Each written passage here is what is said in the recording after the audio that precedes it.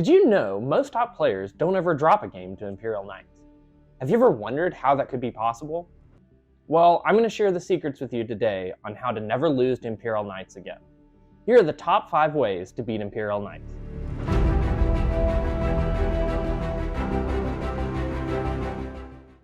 The first trick to beating Imperial Knights is the most important one, and this is to move block them.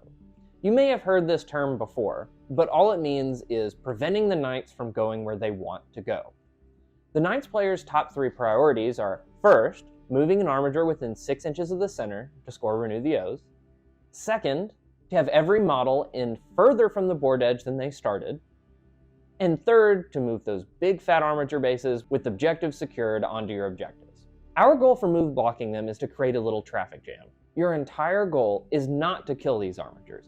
It's just to tie them up. This will have cascading effect on your Knights player's ability to move throughout the game as it goes on.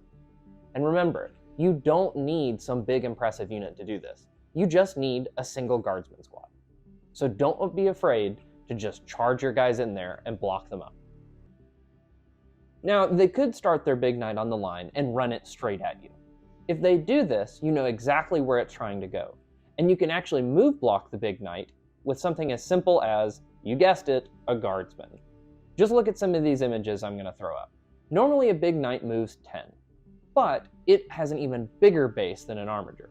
What this means is you can take a single model and place it in the middle of where that base would have to land, and completely hamstring the knight's movement.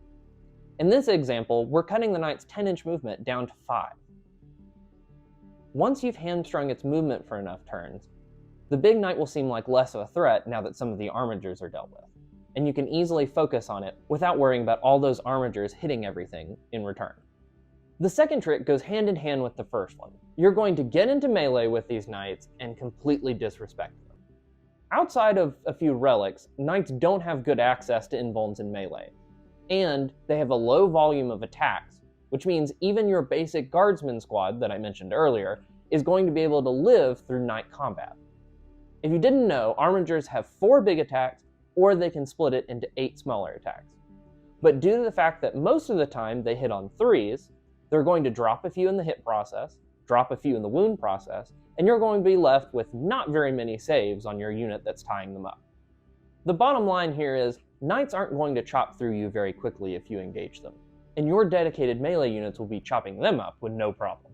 And remember from the most important trick, the goal isn't even to kill them. The goal is to prevent them from going where they want to go. Killing them is just an added bonus. And one surviving guardsman or other model will prevent them from doing that. So if you have something even stronger than a guardsman that you can throw into them, even better. In that case, you can focus on cutting them off and not even worry about being cut back down. Now you're blocking them from moving and you're removing their Armigers, which is going to lower the stress on you in return. You might have noticed I've been talking a lot about the Armigers and not a lot about the big knight. And this is because the third trick is to focus the Armigers. The Knights player would like nothing more than for you to put all of your shots into the big knight and focus completely on it. It's T8, it's got 24 wounds, and it's most likely got a 4-up invuln. While you put every activation you have into it, it may even live on 1 or 2 wounds.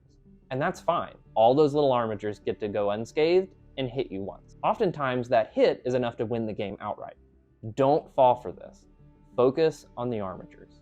Now you might be saying, hey, don't their buffs fall off if you kill the big knight? While that's generally true, they won't need the buffs if you were dead. And if you've already expended all your resources to kill that big knight, you're not going to have anything left to actually hurt the Armigers before they hurt you. And how do you know where to hit them? You're sitting across from this Knights player with 10 or more little knights running around everywhere. It can be intimidating to know where to start. The first place to start is, don't attack the ones with bondsmen unless you have to. You need to know about rotate ion shields and survivors of strife. Baiting these stratagems out of the knight player is important for hitting the Armigers you want to hit. You're going to take your best chance at killing an Armiger and start with that activation first. That way, the Knights player can either lose that Armiger or burn their stratagem. Once they do, don't keep attacking that knight. Switch to every other knight and focus them down one at a time. And if they don't use these stratagems, then you're probably just going to heavily wound an Armiger. In that case, you should try to finish off that Armiger, because it's unlikely that the Knights player will continue to use their strats to save a probably already dead Armiger. Then you rinse and repeat. As each Armiger goes down, your opponent's chances of winning go down too, as they can apply pressure through shooting or through denying your objectives. As long as you're removing at least an Armiger or two a turn, you're going to come out ahead. The final trick to being Knights is to know your game plan. When you sit down, they have a lot of big models with high toughness and a lot of good shooting. They even have a great stratagem in calculated targeting to just remove some of your models. All of these things don't actually matter to your game plan. As long as you're move blocking them and creating that little traffic jam, you're disrespecting them in melee, and you're preventing them from going where they want to go by destroying the Armigers without the buffs, you're going to have a good game against them. This is because even if you just have 2 tattered units left at the end of the game, you're going to have more points than the Knights player. From the Knights player's perspective, they're going to spend the whole game trying to figure out how to get out of this pickle you put them in. They're going to be trapped, losing Armigers, and not scoring any points. They may get out on turns 4 or 5, but by then the damage has already been done, and you're going to be winning the game. So to review, first, you're going to move block those Armigers. You're going to do this by getting into melee with them and completely disrespecting them.